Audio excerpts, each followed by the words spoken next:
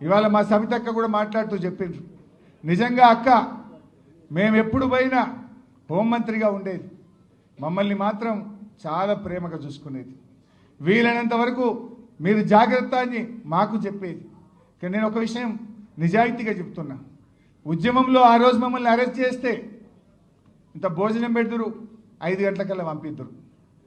కానీ ఇలా రేవంత్ రెడ్డి లెక్క దొంగ రాత్రి 12 గంటలకు వచ్చి ఎత్తుకపోవడు, 2 గంటలకు వచ్చి ఎత్తుకపోవడు మాత్రం ఆ రోజు లేదు.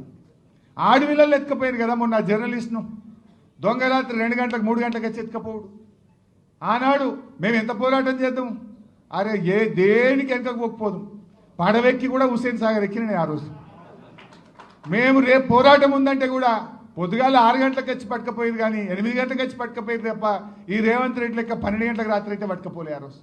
ఆనాడు సీమాంధ్ర ప్రభుత్వం ఉన్న సబితక్క లాంటి తెలంగాణ బిడ్డ ఉన్నది కనుక ఆ రోజు మాకు ధైర్యం ఉండేది, అట్లా చూసుకున్నటువంటి